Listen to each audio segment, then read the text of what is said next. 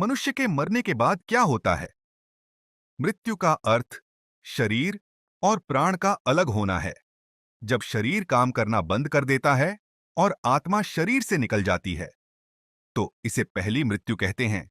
परमेश्वर ने सबसे पहले मनुष्य के शरीर को मिट्टी से बनाया। फिर परमेश्वर ने मनुष्य के नथुनों में जीवन की सांस फूंकी। दूसरे शब्दों में, जैसे गुब्बारे में हवा भरते हैं, वैसे परमेश्वर ने उनमें आत्मा फूंकी।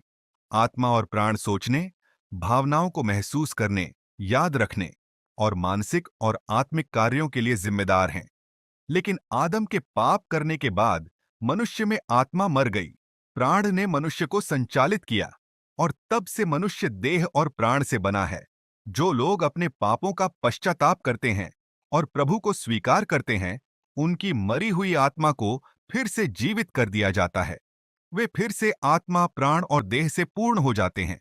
जब कोई व्यक्ति मर जाता है, तो शरीर काम करना बंद कर देता है और आत्मा और प्राण शरीर को त्याग देते हैं। शरीर का अंतिम संस्कार किया जा सकता है या उसे दफनाया जा सकता है, जो अंततः मिट्टी में मिल जाता है।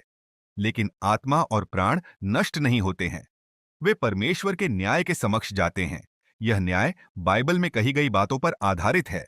इब्रानियों 9 अध्याय 27 पद में कहा गया है कि और जैसे मनुष्यों के लिए एक बार मरना और उसके बाद न्याय का होना नियुक्त है।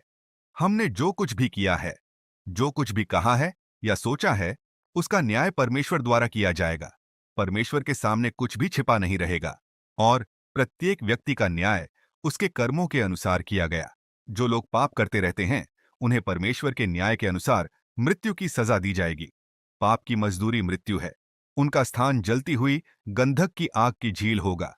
यह दूसरी मृत्यु है और यह नरक की ओर ले जाता है। लेकिन जिन लोगों को उनके पापों के लिए क्षमा कर दिया गया है, वे बचाए जाएंगे और स्वर्ग में जाएंगे।